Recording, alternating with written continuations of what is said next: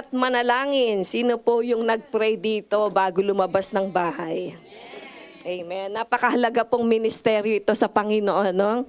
Kapag nawala po ang ating prayer, sandali lang po, ating gagamitin. No?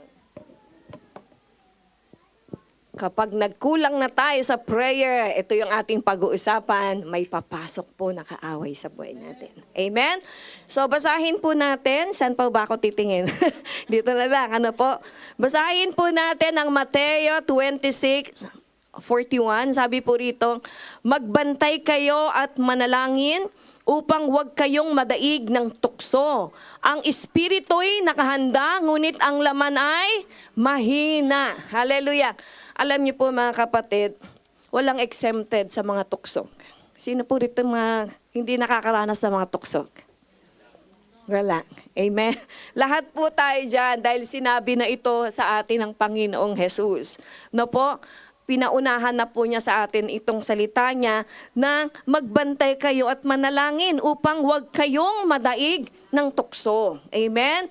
So, alam niyo po mga kapatid, itong verse na ito, binanggit ito ni Lord Jesus nung malapit na po siyang maipagkanulo. Amen? So, kanina po niya sinabi ang mga salitang ito. Sige nga, magkaroon tayo ng konting quiz. Amen? Okay. So, itong pananalitang ito ng Panginoon, no po itong Matthew 26:41, kanino niya po sinabi ito? Sa tatlong alagad niya. Sino po yon? Labas natin. Okay. Sino po? Talaga nag-aalinlangan ba? Si James ba? Nag-aalinlangan pa, no? Okay, sino po? Si Peter? Si Paul daw, no? Wala pa si Paul dito, no? Sino pa? Okay.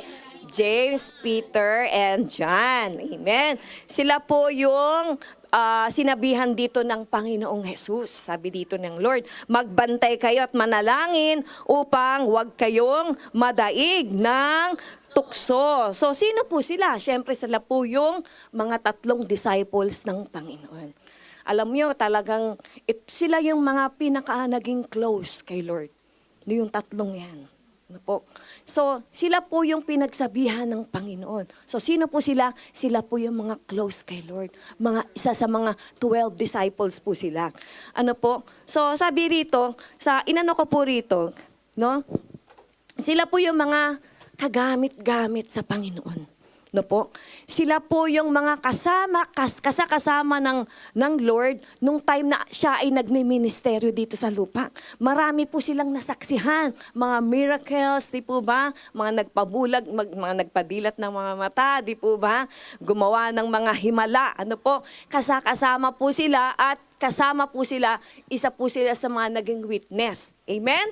So, makita po natin, ano po? Nasabi po sa kanila ng Lord yun, no po, na magbantay kayo at mag-ingat, manalangin. Pero ano nangyari? Sige nga, ano nangyari?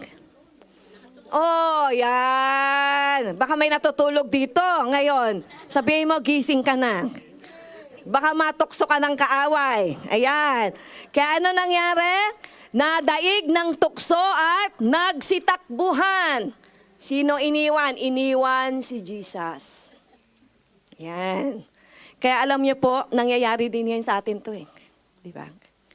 No, dahil sa sobrang pagod natin, di po ba? Katulad ng mga disipulo, di ba? Bakit hindi nila nagawang manalangin? Manalangin kayo, ilang beses ba nagpunta ang Panginoong Hesus? 3 beses po yata kung hindi ako nagkakamali. Hindi pa rin pala kayo gising. Tulog pa rin kayo. Di ba? Pangatlong ginawa ng Panginoon yan. Ano nangyari? So, hindi nakapag-pray sa sobrang antog at pagod po yan.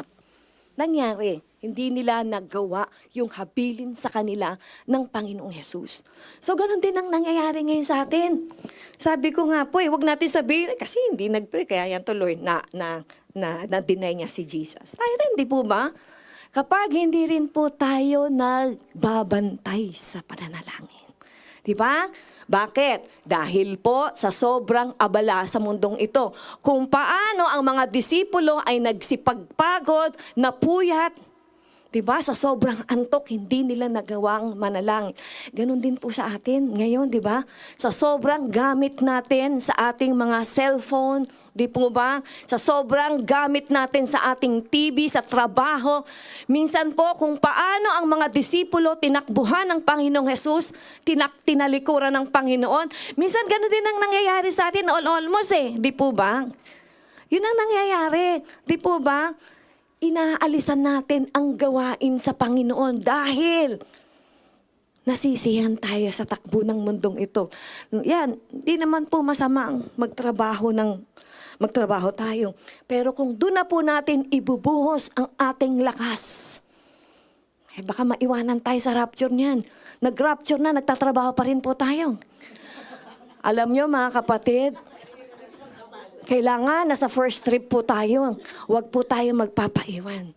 We are now in the last days. Mga kapatid, nasa last days na po tayo. Kaya ang sabi ng Panginoon sa atin, magbantay kayo at manalangin. Dahil walang nakakaalam ng muling pagbabalik dito ng Panginoon. Ito lang sinasabi sa atin ni Lord, magbantay kayo, manalangin kayo. Katulad po ng sinabi niya sa mga apostoles. No po? So ito po yung nangyayari sa atin ngayon. No po?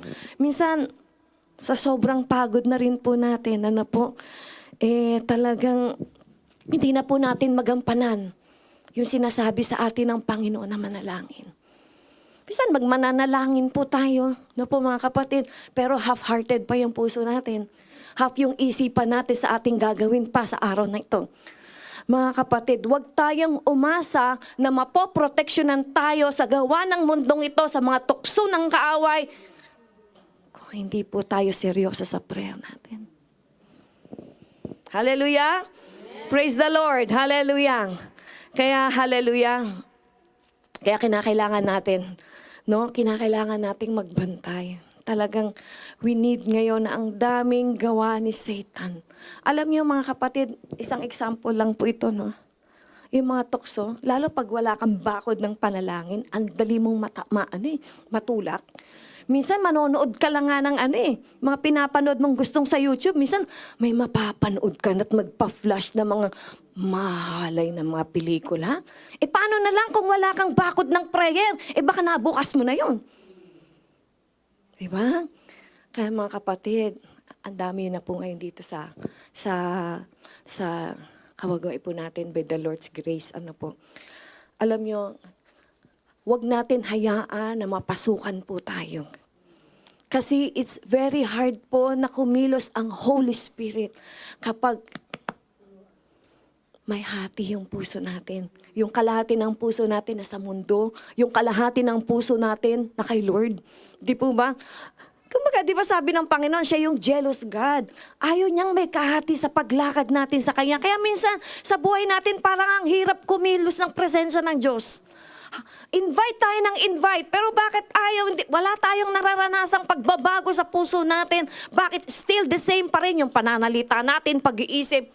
Check our hearts. Baka may ginagawa tayo na hindi nalulugod si Lord. Kaya alam niyo po ba, the reason we need to pray, dahil dyan sinecheck ng Holy Spirit yung heart natin.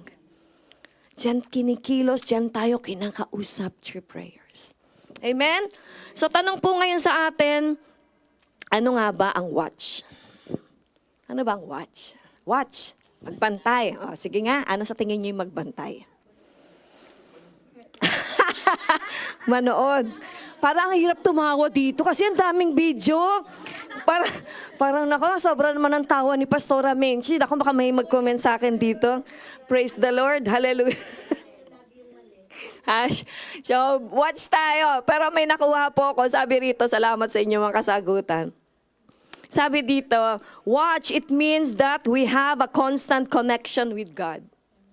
Meron tayong constant connection kay Lord. Ano po? Hindi lang tayo Sunday, may tayo, connection kay Lord. Hindi lang tayo Sunday worshipers, mga kapatid. Sabi mo sa kapatid mo, gising. Hindi lang tayo Sunday mag-worship. Alam niyo, ang palad niyo nga May sarili kayong place of worship. Malaya niya magagamit sa prayer meeting. Malaya kayo magsisigaw, magtatalon. Malaya niya magagamit sa prayer and fasting. Napakapalad niyo talaga. Up and down pa. Diba? Ang gaganda ng mga gadgets. Nakita ko kanina, nasilip ko yung ganda ng mga gadgets. Sabi ko gano'n. Ang babait pa ng mga pastors nyo. Hindi pa ba tayo dadalo niyan? At hindi magwa-watch? Diba? Diba? Alam niyo mga kapatid, ito yung kailangan may constant connection tayo kay Lord. Kung gusto nating lagi tayo na po proteksyonan sa tukso ng kaaway. Alam niyo, huwag tayong papetik. Pasensya na sa word. Huwag tayong pabanjing-banjing. Binabantayan ka ng demonyo. Kasi sinasabi mo, I love you, Lord. Ha? Sige, tetest kita. Kung hanggang saan mo mamahalin ang Diyos mo. Kapag hindi mo napagtagampayan niya yung mga tukso, dahil sa kakulangan natin sa prayer, dahil kulang tayo sa pag-watch, pagtatawanan ka ng kaaway. Di ba? Kaya minsan hindi tayo magamit di ba? Kasi binubukas pa rin natin yung pintuan ng puso natin sa mga kaaway. At yan yung tatalakayan natin ngayon. So sabi dito, it means watch. It means that we have a constant connection with God. That we seek Him for power to overcome all sins and temptation. Hindi mo kaya. Sabi mo sa kapatid mo, hindi mo kaya. Hindi mo kayang mag-isa. Kailangan mo ang presensya ng Diyos sa buhay natin. Kailangan natin yung salita niya at kung hindi po natin panghahawakan ang salita ng Diyos, lagi na lang po tayo ginagambala, pasensya na sa word, pinuputakte ng kaaway ang isipan mo. Totoo yan, kung hindi tayo mag-watch. Kaya kung isasantabi lang po natin ang salita ng Diyos at patuloy nating haharapin yung ginagawa natin sa mundo, mga kapatid, minsan, mabait si Lord Yung anak mo ba, pababayaan mong maging mapariwara anak natin. Minsan, nagdidisiplin din ang Panginoon. Baga, alam mo na yung salita ng Diyos, pero isinasantabi mo. Minsan, pasensya na po kung hindi tayo totoo sa ginagawa natin kay Lord. Minsan, ang gulo ng isip mo, wala kang kapayapaan. Minsan, nagkakasakit ka nga Pasensya na po hindi lang, minsan siyempre may natural na sakit, pero minsan, bakit ka nagkakaganyan? Baka something na may lakad ka na hindi kalooban ng Diyos. Kaya we need to watch. Amen? Sabi dito, that we seek Him for power to overcome all sin. Hindi po natin kaya sa ating kapangyarihan. Hindi mo kaya yan. Kahit matalino ka, dahil ang dami mong pinag-aralan, hindi mo kaya yan at unless ikay kinakasihan ng banal na spirito ng Panginoon. Hallelujah. So ano naman po yung tukso? Ano yung tukso? Ano yung tukso? Sige nga, para magising naman po tayo dito. Amen. Sino naman? Ha? Yung tukso. Ayan. Tukso, layuan mo ko. Hindi lalayo sa yung tukso. Kailangan natin takbuhan. Tayong tatakbo. So meron po akong nakita rito, may nakita po ako. Ano ang tukso? Ito ang mga bagay na dumadating sa ating buhay upang tayo ay akitin. Upang tayo ay mailayo sa Diyos, mapahamak ang buhay. Yan naman ang gusto ng demonyo, mapahamak yung buhay mo. Ayaw niyang mag-success ka. Di po ba? Gusto niya lagi kang bumabagsak. Gusto kanya kasing makasama sa impyerno, pero wag tayong pumayag. Sabi mo, no way. Amen. Naku, in Jesus' name, wag tayong papayag. Diba? Naku po, pero wala namang mapupunta sa atin dito. Amen. Amen. In Jesus' name. Kaya dapat tayo maging majime sa pag-aaral salita ni Lord. Diba? Sabi ng Panginoon sa atin, sa Matthew, I remember Matthew chapter 7. Hindi lahat na nagsasabi, Lord, Lord, ay makakarating sa kanyang kaharian. Lahat lang ng mga sumusunod sa kanyang kalooban. Kaya ito yung gusto ng Panginoon sa atin. Manalangin tayo at magbantay. Magbantay at manalangin. Amen? So, amen. So, ito yung nangyari kay Eva at Adan eh. Hanggang anong oras po ba, pastora, dito? Ha? May time pa. Hallelujah. Praise the Lord. So, ito yung nangyari kay Adan at Eva. Diba? Na kung saan tinukso sila ng snake. Snake nga ba talaga yun, no? Pero sabi, ahas. O, diba? Ginamit ni Satan. Diba? Para malinlang sila. Kaya bumagsak. Kaya nagkaroon ng kasalanan ng sangkatawan. Pero salamat kay Jesus na talagang hindi pa rin tayo pinabayaan ng Diyos. Amen? So, amen. So, ito yung mga nangyari kay Adan at Eva. No po, kung paano silang nadenggoy ng kaaway. No po, nadaya sila ng tukso ni Satan in Jesus' name. Kaya ito po, alam niyo mga kapatid, pasensya na po, hindi ko na rito sa PowerPoint. No? Ito naman po ang gawa ng kasalanan. Ayan. Sabi mo, nakikinig ka ba? Ha? Ito ang gawa ng kasalanan. Huwag natin mamaliitin ang kasalanan. Dahil ipapahamak po tayo nito. Ipapahamak tayo ng kasalanan, mga kapatid. Kaya sabi po rito sa, pasensya na po, na hindi ko Genesis 4:7, sabi rito, hallelujah, sabi dito, ang kasalanan ay tulad ng mabangis na hayop na laging nag-aabang upang lapain ka.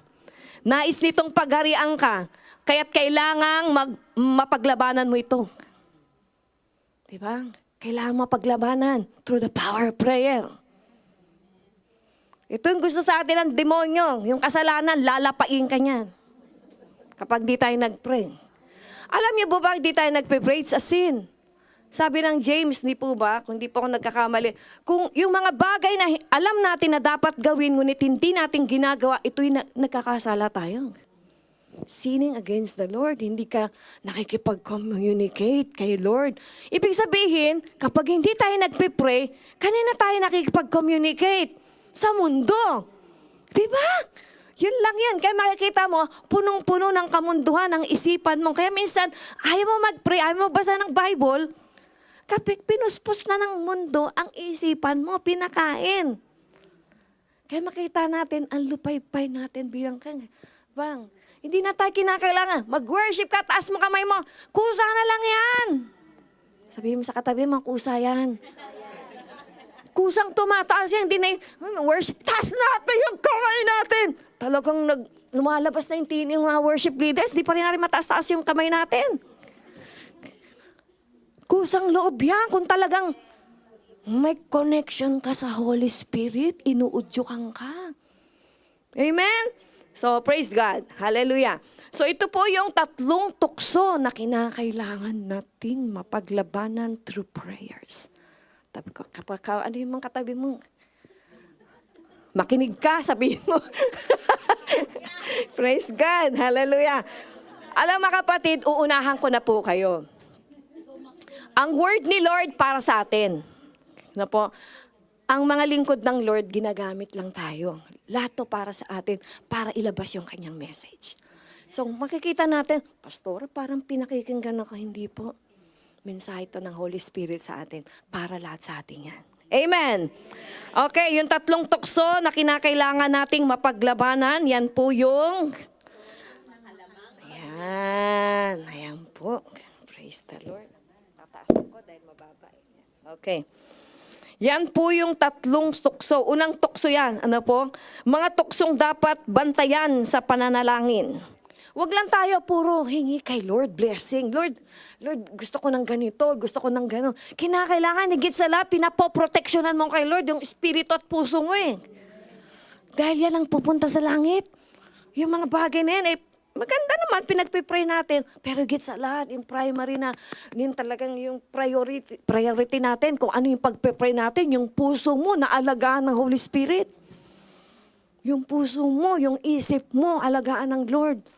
Kasi talagang ipapahamak talaga tayo ng demonyong yan kapag hindi natin ipinaingat sa prayer ang ating mga puso. Amen? So, mga demonyo to, in Jesus' name. In Jesus' name. Hallelujah. Talagang, dapat galit tayo sa demonyo eh. Dapat maging galit tayo sa kanya, kaaway. Kaya nga ang pangalan niya, kaaway eh. Satan means kaaway, enemy. Kasi, ginugulo niya buhay natin eh. Di ba? Pinapahamak niya yung buhay natin. Kaya dapat, para malabanan natin ng demonyong yan, lagi tayo mag-pray. Connection kay Jesus. Amen? So sabi dito, mga tuksong dapat bantayan sa panalangin, tukso ng makalamang pagnanasa. Ito po sa English is lust of the flesh. Amen? So sabi po dito sa Colossians 3:5, sabay-sabay po tayo. 1, 2, 3. Kaya't dapat nang mawala sa inyo ang mga pagnanasang makalaman, ang pakikiapid, kahalayan, mahalay na simbolo ng damdamin, masamang nasa at ang kasakiman na isang uri ng pagsamba sa Diyos-Diyosan. Ayan po. Sabi dito ng word ni Lord. Dapat nang mawala sa inyo ang pagnanasang makalaman. Action word.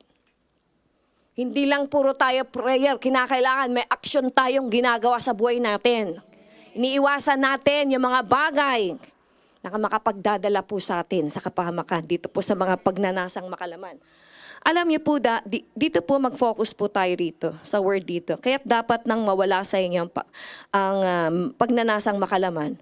Una po rito yung pakikiapid. Ano po ba yung pakikiapid? Yung mga, ano yan eh, yung mga,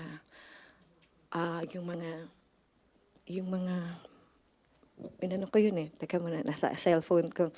Yung, hallelujah, evil desires yan. Yung mga mahahalay na isipan, no po. Yan po yung mga pakikiapid, no po. Evil na mga na desire ng makalaman na hangarin. Ano po? Yan po yung mga gawain ng pakikiapid. No po? Sabi dito ng word ni Lord, sabi dito, dapat nang mawala sa inyong pagnanasang makalaman ang pakikiapid. Sabi po rito, alam niyo po ba mga kapatid? Sabi ni Jesus, sa Mateo 5:28, ngunit sinasabi ko sa inyo, ang sinamang tumingin sa isang babae ng may mahalay na pagnanasa ay nangangalunya na sa babaeng yon sa kanyang puso.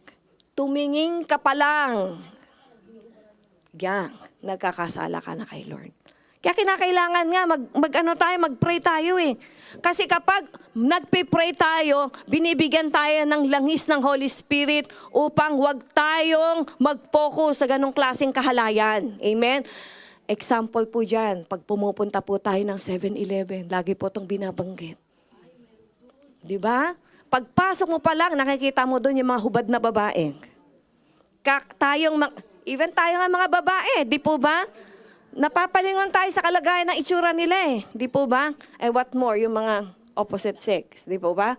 Kaya talagang lahat po tayo, hindi lang ang mga lalaki, hindi lang ang mga babae, tayo man din po. Especially tayo may mga asawa na. Tumingin ka lang ng may kahalayan sa katabi mo.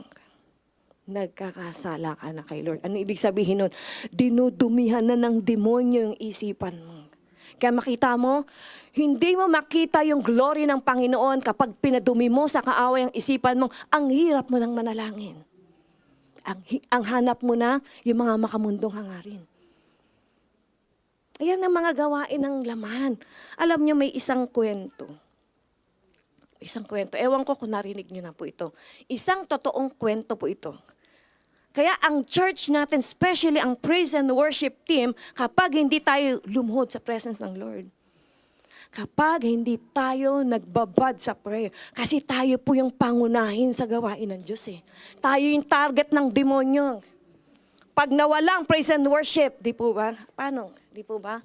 Kumbaga parang hindi buo ang gawain. May isang iglesia po rito sa Japan. Ewan ko kung narinig nyo na po yung story to. Years ago na po itong nakakaraan. Praise and worship po sila. Filipino congregation. Narinig ko lang po ito. At this is a true story. Nagsasama sila, praise and worship. Tapos alam niyo po, sa likod pa lang, may ginagawa. Kaya tandaan natin, ang praise and worship, kapag walang bakod ng panalangin niya, tandaan natin mga kapatid, ang dali nating targetin ang kaway. Lalo yung laman. Siyempre, marami kayong magkakasama rito. Mapating tuksuin ka lang ng demonyo. Ang ganda naman ni sister. Bigyan ka ng ganong kaisipan. May nangyayaring ganyan. Hindi ko kayo tinatakot. Totoo yan kung hindi tayo mag-iingat sa prayer. Tuwing sorry, balik tayo. Grupo sila ng praise and worship. May ginagawa pala sa likod. May mga asawa yata. Pero sila nag-aasawahan. Sabi ko sa inyo, kapag walang bakod ng prayer yung buhay natin, dali mong pasukan. Kahit nandito ka sa church, hindi mo sabihin na, ay, exempted ako dyan, nandito ako sa church eh. Kahit nga, di ba, mga disipulo nga, kasama nga ni Lord eh. Di ba, bakit hindi nila nagawa? Kinakailangan natin mag-pray. Kahit anong antok mo, mag-pray ka. Sampitin mo si Jesus. Kung nagtatangs tayo, mag-tangs ka. Sa anumang kapamaraanan, kailangan connected ka kay Lord para may protection ka sa buhay mo, sa gawa ng kaaway. Ano nangyari? Wala tayong may tatago kay Lord. Nagtatago man sila sa dilim. Alam niyo nangyari? Dahil nga, all of them, almost yata, mga overstay. Nung time daw, narinig ko lang sa kwento ito, no? Nung time na sa labas na sila, van eh. Nakasakay sa van. Eh parang wala daw ilaw yung sasakyan. Walang ilaw. Na-check ng pulis. Eh mga walang bisa.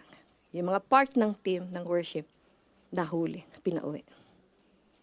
Kaya huwag natin sabihin, naglilingkod naman ako kay Lord, di gagawin sa akin to ni Lord. No, God is a righteous God. Hindi niya tatanggi yung sarili niya because He is a holy God. Sabi ng Panginoon, be holy for I am holy. Hindi ng Panginoon yan. Kukonsintihin. Lahat po nawala. And even the church, nawala na rin. Ayaw natin mangyari yun. Kasi hindi porket na nandiyan ka, alam ni Lord, puso mo eh. Totoo ba talaga yung puso natin o peke? Andito lang tayo, masaya. Gag-worship paglabas mo ng bahay mo. Ano mga pinapanood natin? Ano binabasa mo? Baka may mga, pasensya na sa word, kailangan maging bold tayo dito. Baka may mga bold movies pa tayong pinapanood. May mga mahahalay na mga babasahin. Lawas mo yan, mga kapatid, babasurahin ng demonyo yung bahay natin. Labas natin kung may mga Playboy magazine ka pa dyan. Kung may mga pinapanood kang mga mahalay, wasakin mo yan, kapatid. Never na papaboran ka ng Diyos sa ginagawa mo. Lagi kang hinahabol ng demonyo. Makita natin, nandito ka sa church, parang hindi ka magamit, parang tulala ka. Kasi may ginagawa tayo behind the scene. Amen? At isa pang example po rito. Ingat po tayo sa mga pinakikisamahan natin. Yung mga pagsakay-sakay po natin. May nangyayari pong ganyan. Mga makikisaya-kaya ko ha. Kailangan. Be guard sa prayers mo. Pag tayo guard tayo ng prayers, ginagabayan ka ng Holy Spirit kung saan ka dapat pumunta. Binibigyan ka ng conviction. Anak, huwag kang pumunta dyan. Anak, lumayo ka dyan. May conviction ka. Pero kapag wala kang panalangin, kahit saan, dadaling ka ng kaaway para ipahama ka. Even yung kinakausap, counseling, may mga napapahamak dyan. Piliin natin kung sino yung kakausapin natin, di ba? You pray, Lord, gusto kong kailangan, it's either babae sa babae. Mas safe po yun. Ano po? Praise God. At isa pa po, mahaba na to, matatapos na ako. Para lang magkaanuhan tayo rito, no? Hallelujah. So, hindi ko na po, gusto pa ba isang kwento? Huwag na. Isa na lang. Sa kahalayan tayo papasok. Para magising po tayo eh. Di ba? Lahat sa atin, sabi ko nga, lahat po ay para sa atin to. Alam niyo po, isa pang kahalayan. Na ngayon po ay trending sa mundo. Fornication. Sex without marriage. Kaya ingat po tayo. Tayong mga single pa rito. Pag-pray natin kay Lord, yung mga kasama natin in life. Kasi kapag hindi galing kay Lord, yung pinipili natin, laging failure yan. Kaya ako payo ko sa mga anak ko, pasensya na po. mahigpit akong nanay eh. Bagamat minsan may gumagawa ng ano ang anak ko, pero dahil sa sigaw ko, tumitinong sila eh. Kasi gusto ko silang mapaayos eh. Maghintay kayo sa ibibigay sa iyo ng Panginoon.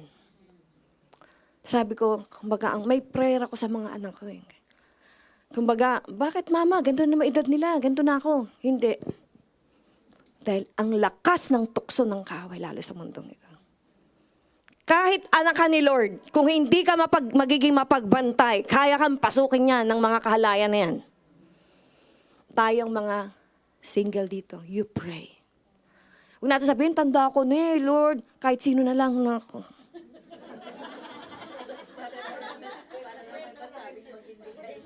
Gintay kayo. Kasi precious kayo kay Lord eh. Precious kayo kay Lord. Precious kayo kay Lord. Sabi mo nga, I'm precious. Especially yung mga single natin. Huwag tayo ay iski-iski. Naku po. Kinakailangan ipag-pray nyo kay Lord. Yung magiging partner nyo in life. Yung pareho, yung ano nyo, yung pareho kayong Christian. Pareho yung faith nyo. Kasi ang hirap pong makasama, Christian ka tapos unbeliever, hindi kayo magkakasundo. Kailangan you pray to Jesus, yung right partner po natin. At isa pa po, balik ako sa mga kahalayang pong nangyayari sa mundo. Yung fornication. Sex without marriage. No po, yan ang nangyayari ngayon sa mundo natin eh. Kaya ingat po tayo. Lahat po tayo, mga especially mga kabataan. Paingat natin kay Lord yung puso't isipan natin through prayers. Kapag nakikita natin parang tinutokso-tokso na tayo ng kaway, lapit na tayo sa prayer, Lord, iligtas niyo ako. Ipapahamak tayo niyan. Amen. Okay, last na po. Pangalawa. Okay. Ano ko lang po siguro, no? Itong isa pang focus tayo rito. Sabi dito, yung pagnanasang makalaman is yung kahalayan naman po. Una yung pakikiapid, ngayon naman yung kahalayan. Alam mo, sabi dito sa Efeso 5:4, wag din kayong gagamit ng anumang malaswa o walang kabuluhang pananalita at pagbibirong hindi nararapat, sa halip magpasalamat kayo sa Diyos. Minsan ganun eh, mga Christian, dapat, sabi dito, huwag na tayong gumamit ng mga malaswang pananalita. Wala nang green jokes. Wala na. Kasi hindi nalulugod ang Holy Spirit dyan. Yung mga green jokes natin dyan. Diba? Even yung mga dinadamit natin. Alam mo may isang story. Kasi ministry time, ewan ko na ikwento ko na po ito, no? Ministry time, parang siyempre nadidistract yung minister, yung pastor, kasi nakalabas. Diba? Yung parang, siyempre mapapaganong kaya, diba? Nako, paano kung nag-islain pa, di ba? Sorry. Na-islain, tapos ang iksi ng palda mo. Kasi God ang sinasamba natin, hindi naman sa tayo nag-aano. Lalo pag ginagamit na tayo ng Lord. Di ba? Huwag na tayong makiayon sa nangyayari sa mundo. Hindi tayo para doon. Especially, di ba, imbis na hindi natutok sa yung, imbis na malinis yung isip nung nagmi-minister, di ba? May gano'n nangyari sa amin. Siyempre napapatingin ka. Siyempre hindi naman nating maano dahil pero tayong mga mga nandito na, oo, wag na nang ganun. Ayusin natin konting close dyan para hindi matukso ang iba. Imbis na nanahimik lang isipan ng mga nagagambala. Hallelujah. Amen. So sabi dito, wag na tayong gagamit ng anumang malalaswa o walang kabuluhang pananalita. O, yun din, wag na tayong magmumura. No? Huwag tayo magsisinungaling. Amen? O, ayun, di sabihin natin, amen, sabihin mo sa kapatid mo. Amen. Wala na naman ditong mga nagmumura. Pero baka dito lang sa church, pagdating sa bahay. Nako po. Kapag nangyari yun, humingi agad tayo ng sorry sa Holy Spirit. Lord, sorry, nagsalita akong di maganda ko, nagsinungalingan ka. Hingi tayo agad ng sorry. Okay? So, sabi po rito sa Galatians 5:16, sabi po rito, sinasabi ko sa inyo, ang Espiritu ang gawin ninyong patnubay sa inyong buhay at hindi kayo magiging alipin ng hilig ng laman. So, kinakailangan, paano tayo kakasihan ng Holy Spirit? Kinakailangan, We should always na tayo nagpe-pray. Kahit antok na antok ka na, katulad ng mga disipulo, di ba? Kahit antok na antok, talagang hindi nila ginawang nag-pray. Sorry. Kaya nangyari na daig sila ng tukso. Tayo man din po ngayon, tinuturuan tayo nga, kahit anong antok mo, lumod ka lang kay Lord. Lord, thank you sa blessing. Salamat po sa mga pag-iingat. Huwag na lang hayaan natin natulog na lang tayo. Huwag naman mangyari. Natulog at nabangungot ka. Huwag naman mangyari, di ba? Gusto natin, masaya tayong haharap sa presensya ng Diyos kung sakali niya tayong kukunin na. Amen? Okay, so next. Ayan, dito na tayo. Hallelujah. Tukso ng pananalapi. Lust of the eye. Hallelujah. Sabi rito, 1 Timothy 6:9, sama-sama po nating basahin. Ang mga nagnanasang yumaman ay nahuhulog sa tukso at nasisilo sa bitag ng masasamang hangaring, magtutulak sa kanila sa kamatayan at kapahamakan. Sa 1 Timothy 6:10, sapagkat ang pag-ibig sa salapi ay ugat ng lahat ng kasamaan. Dahil sa paghahangad na yumaman, may mga taong nalalayo sa pananampalataya at nasasadlak sa maraming kapighatian. Ano pa po sabi sa Kawikaan 16:15-20? Okay. Ang gahaman sa salapi ay nauuwi sa kaguluhan. Amen. Ayan po ang nagagawa ng tukso ng pananalapi. Alam niyo po, ang isang example po rito, sino? Si Jude. Hindi, isa pa. Tama. Hindi po, isa pa. Sino yung pinaka-ano rito? Tama si Pastor Helen. Sorry pa, mamaya pa pala yung isa. Okay, si Judas Iscariote. Amen. So sa papaano po niyang ipinagkanulo ang Panginoon natin? Sa ilang silver coins? Ilan? 30 silver coins. Ipinagpalit niya yung tawag ng Lord sa kanya.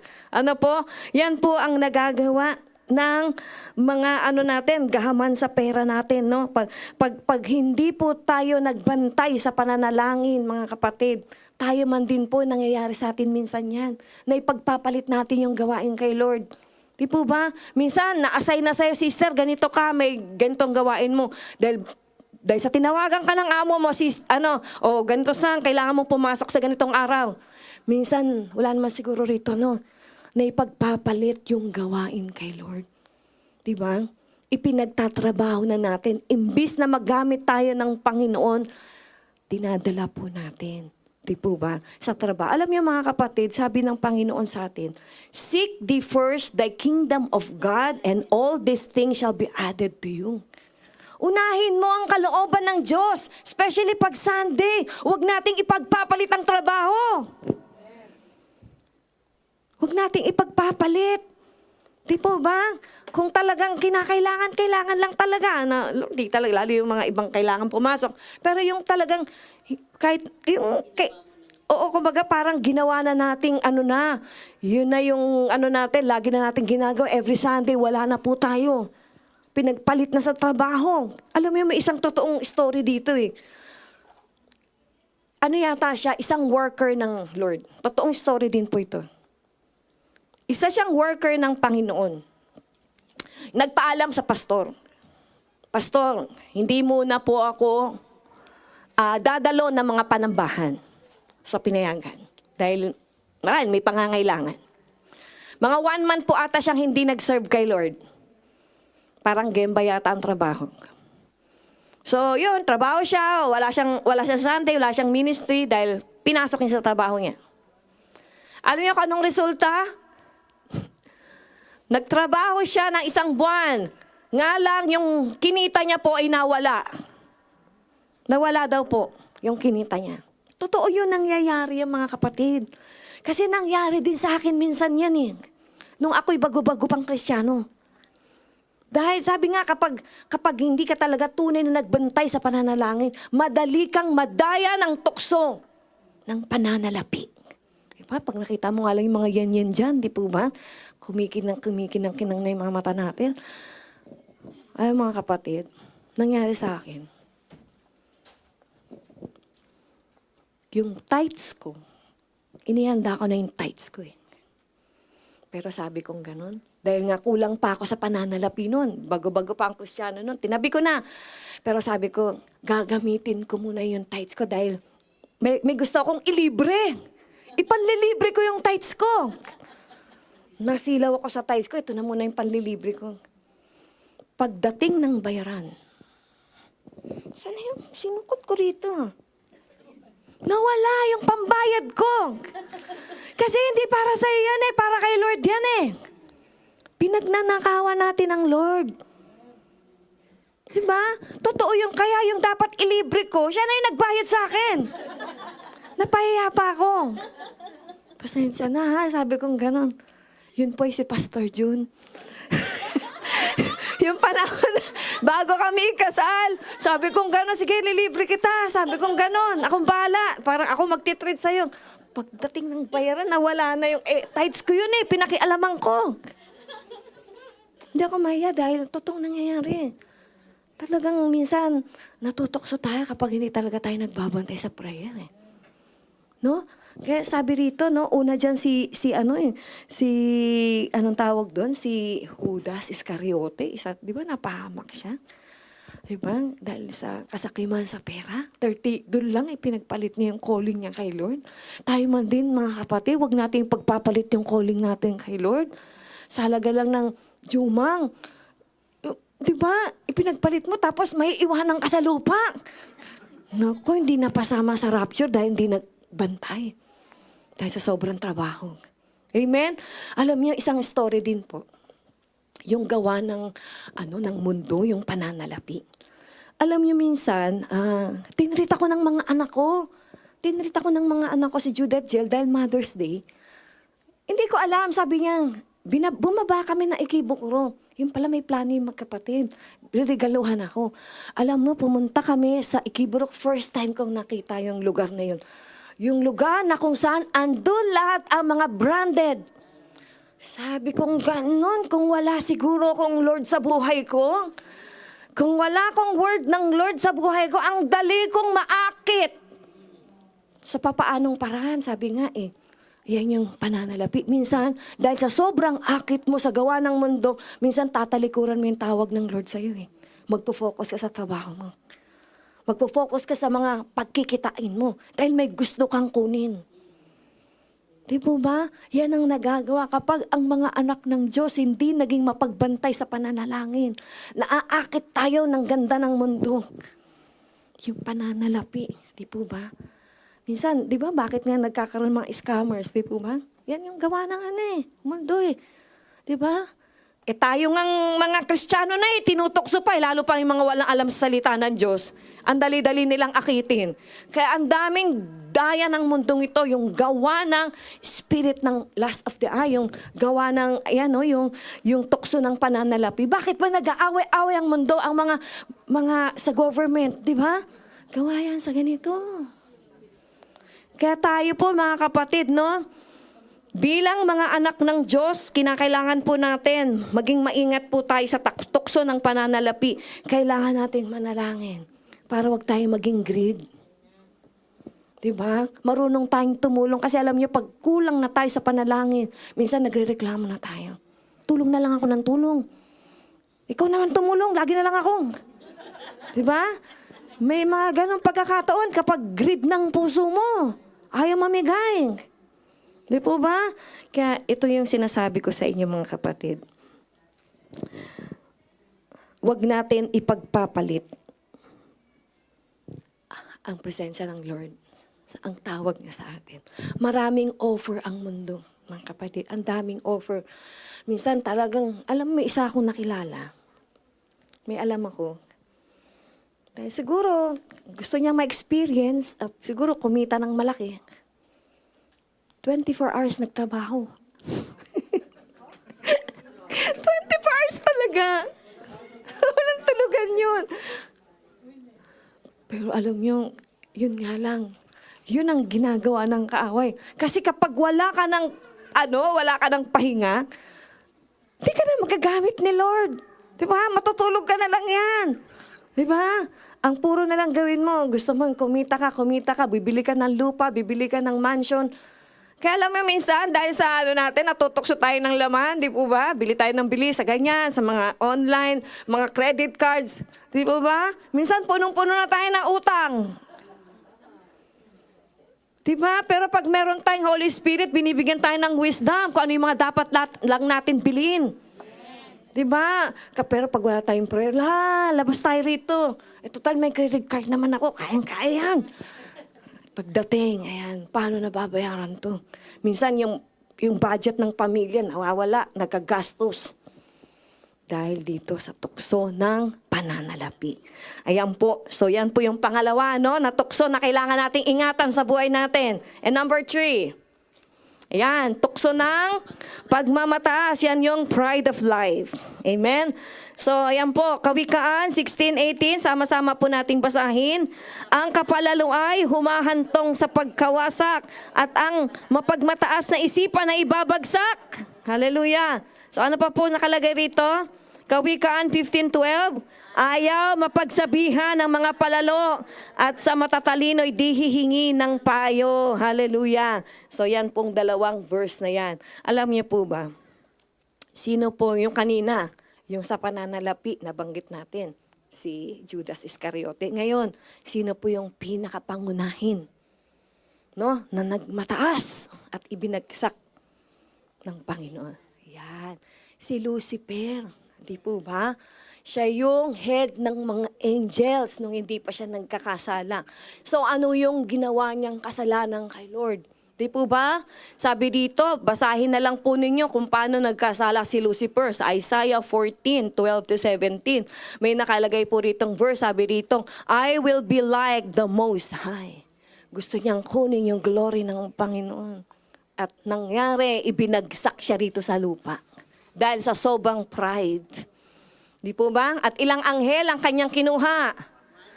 Sila ngayon ang naghahari dito sa lupa. Sila yung naghahasik ng mga espiritu ng pride. Di po? Kaya dapat sabi ng Panginoon, magbantay ka't manalangin. Di po? Para hindi tayo mapasukan ng spirit ng pride. Amen? Alam niyo po ba, sabi po rito, ang kapalalo ay humahantong sa pagkawasak at ang mapagmataas na isipan na ibabagsak. Mapagmataas na isipan. Alam niyo po ba, may nangyari sa akin dyan eh. Yung mapagmataas na isipan. Hallelujah. Nagtatrabaho po ako noon pa sa McDonald's. May isa akong kasamaan sa trabaho. Na-infect yung mata. Na-infect. Na-infect siya. Imbis na kaawaan ko. Alam nyo, sinabi ko sa kanya, kaya mapagyabang bumabag sa akin. Di, namaga. Sabi ko sa kanya, isipan ko lang yun ha. Kasi hindi ka Kristiyano eh. Sabi ko ganon. Tignan mo ako, parang saying ko sa kanya, healthy ako. Walang ano-ano. Hindi ko alam. Sumunod na araw, or after 2 days, ako naman namaga mata. Totoo yun. Kasi isipan mo, nakikita ka ng Diyos eh. Kasi we are now the temple of the Holy Spirit. Di ba ako, bakit ako nagkasakit sa mata? Iniisip ko yun. Wala naman akong ginagawa. Iniisip ko yun, marami pinaalala ng Holy Spirit yan. Dapat nga kaawaan mo yun. Walang pananampalataya yun. Dapat ipag-pray mo. Kumbaga, hinusgahan mo pa. Yan yung nagagawa ng pagmataas. Kaya, huwag natin sabihin, Christian tayo, di ba? Alaga. Totoo yan, alagaan ka ng Panginoon. Pero huwag natin ipagmalaki na yung binababa natin. Ay, ni Lord yung nagbababa ng ating kapwa.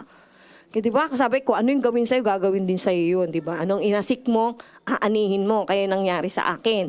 Amen? So, yun po, ayan, sabi rito, ayaw mapagsabihan ang mga palalo.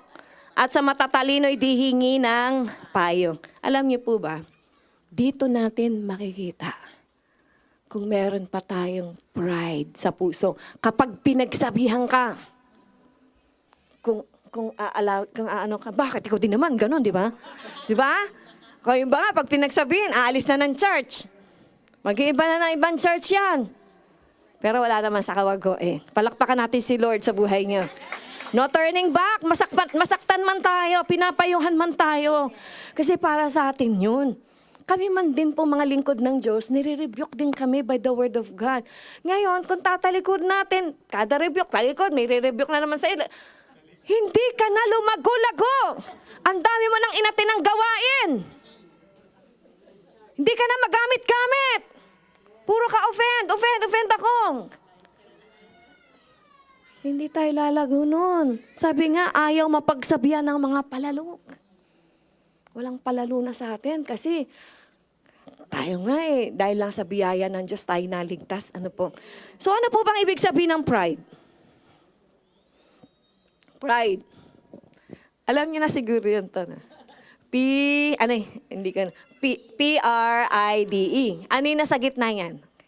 Ay. Ibig sabihin ng pride, yung ikaw lagi.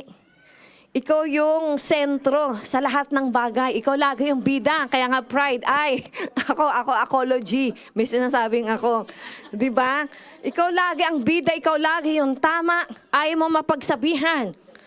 At ita pa po, ayan, matatapos na po ako. Tatapos na ako. Ilan po sa mga example ng pride? Ayan, pakita nga po natin. Sana po. Okay, nandito yata. Okay, yan. Number 1, sabihin nga natin, self. Gusto niya sa lagi bida sa usapan. Alam mo, meron akong na-experience. Nagbibida siya sa akin, nagkakwento siya sa ganito. Pero ako naman magkukwento, ay makinig. Diba? Hindi ako pakikinggan. Sige, kaya ganun, ayoko na lang magkwento. Parang naano ko pag magkukwento ko, baka hindi pakinggan yung kwento ko, di ba? So yan po yung mga isa sa mga katangian ng pride. Kaya kailangan natin magbantay sa prayer eh. Alam niyo po ba, ang prayer, hinahumble niya yung puso natin.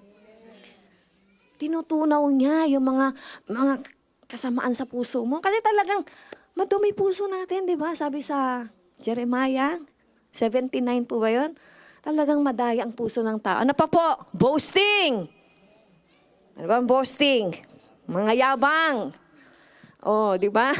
Pagmamalaki. Alam mo, merong ganitong kwento eh. Tuturin po ito, pasensya na po. Yung binili niyang bag, sabihin na lang niya binili, sasabihin pa yung presyo, saan binili, ganon. Di ba? May mga ganon yung, ay alam mo ba, ganito, yung lupa ko, ganitong presyo. Ay, nako. Totoo yan. Minsan may ganun mga pagkakataon. Minsan iniintindi na lang kasi ganun siya eh. Pero wag naman sanang maging ganun na lagi. Diba? Kaya nga tayo kinakailangan mag-pray dahil binabago yan ng Panginoon, yung boasting. Ano pa? Ang unwillingness to apologize. Ay mag-sorry. Kaya minsan, alam nyo, nagse-separate yung church. Kasi may mga ganyan eh. Minsan nagkakaroon ng division. Diba? Yung unwilling ka mag-apologize. Minsan, kukuha ka na lang ng ibang kakampi mo, mga kagrupo mo, dahil ayaw mo na siyang makasama, ayaw mo na siyang maka-fellowship, dahil ayaw mong humingi ng sorry sa kanya. Bagamat alam mo, ikaw nagkamali. Di po ba? Pero sinasabi mo, hindi, siya rin kasi mali eh. Kailangan siya mauna. Ayan. Ayan ang mga mayayabang, ma-pride, ay humingi ng sorry sa mga asawa natin dyan. Sabihin natin, aray ko.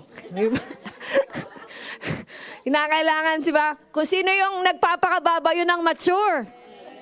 Matured siya kapag sino yung nagpapakababa sa may asawa. Kaya dyan naman talaga kapag may someone naman nag-humble, kahit sa church natin, pag lahat tayo mataas, ano mangyari sa atin? Di ba, pataasan na tayo rito, hindi na tayo dadalawin ng Holy Spirit. So yan po, isa sa mga natin, unwillingness to apologize, judgmental attitude. Yan.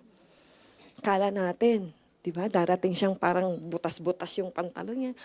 Di ba yan, bakit pinapasok ng mga usherette dyan?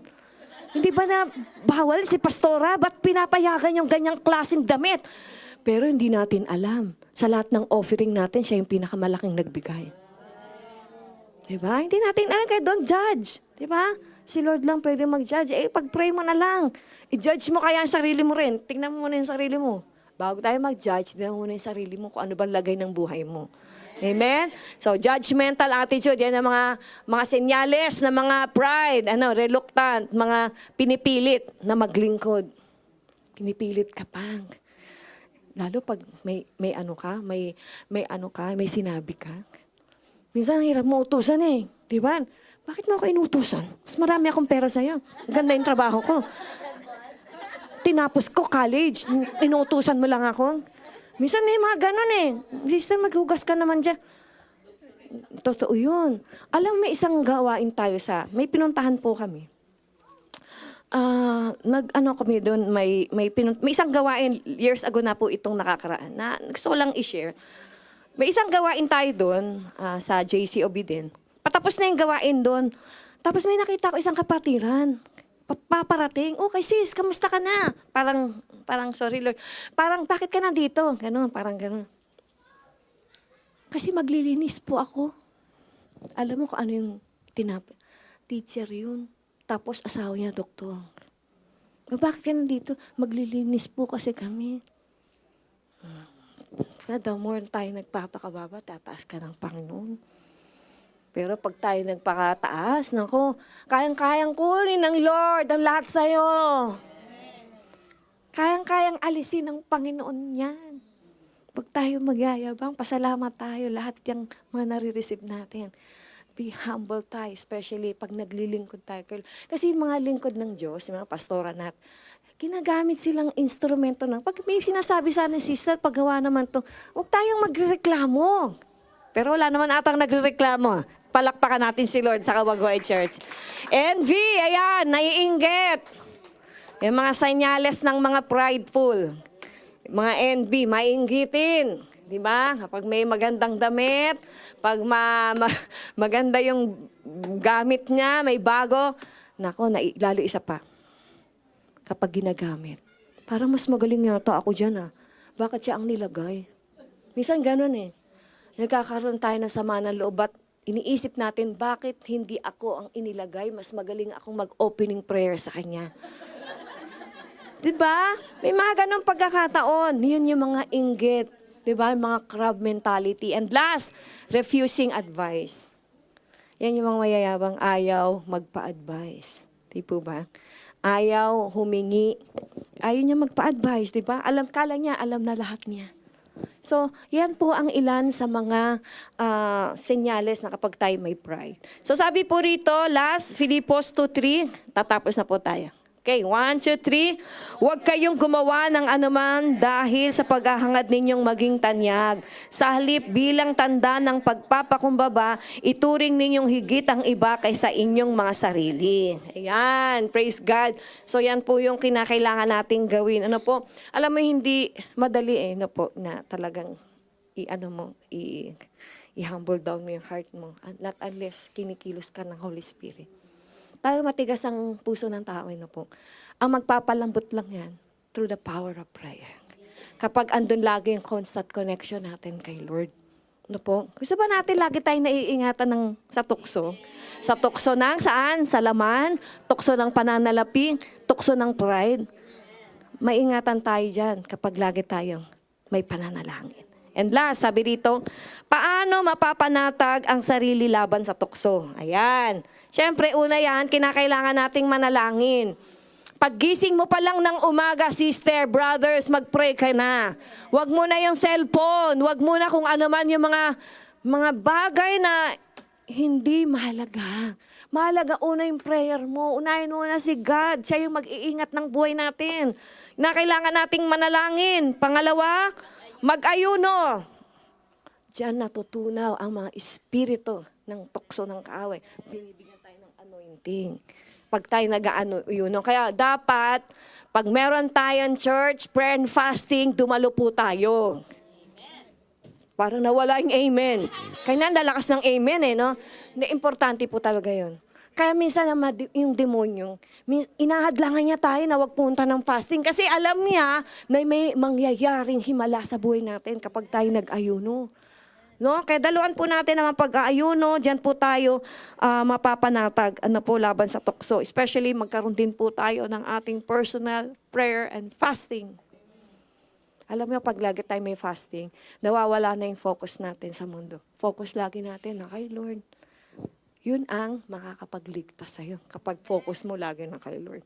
So yan po ang gawain ng mag-ayuno tayo. Number 3, kumuha ka ng mga makakasama sa mga gawain. Importante po may Bible study tayo. May dinadaluhan tayo. Kaya nga, favor nga sa atin ngayon, online lang tayo, join lang, di po ba? Makakapakinig na tayo ng word. Di ba? Favor po yun, di na tayo mamamasahe. Di ba? Hindi na tayo magbibis, kahit, di ba? Makikinig na lang po tayo. So, kumuha ka ng makakasama sa mga gawain para may protection ka, may magpipray sa'yo. Pastora Helen, pasensya na. Lika dito. Ito yung importance ng pray for one another. Di ba si Pastora Helen, kapag nakatalikod siya, di niya na alam yung nangyayari sa kanya. Pero pag someone na may kasama siyang nagpe-pray, may nagbabakod sa kanya ng panalangin. Yan ang nagagawa ng praying for one another. May kasama tayo sa gawain. Naiingatan natin ang bawat isa, napoproteksyonan. And last, magkaroon ng mentor. Importante po yan. May nagtuturo po sa atin ng salita ng Diyos. Maganda po yan para nagpapaalalahanan lagi tayo ng salita ng Lord. Amen? So hanggang dito na lang po ako, mga kapatid, na nawa may natutunan naman din po tayo. Tayo po tayong lahat. Kakanta tayo kay Lord. Hallelujah.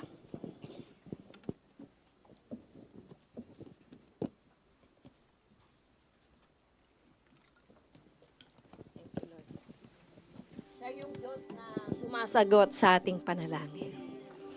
Sherere kabaka, shere kabakashi. Holy Sika babakabakashi. Hallelujah. Holy Sika babakashi. Hallelujah. Holy Sika babakashi. Sherere kami. Hallelujah. Holy Sika babakashi. Sherere kami. Hallelujah. Amen. Hallelujah. Holy Spirit, hayaan niyo, O Diyos, mga sandaling ito. Sino man sa amin ngayon nakakaranas ng mga tuksong gumagambala sa buhay namin. Tukso ng laman, tukso ng pananalapi, at tukso, Lord, ng pagmamataas. Lord, dalangin namin, tunawin po ito.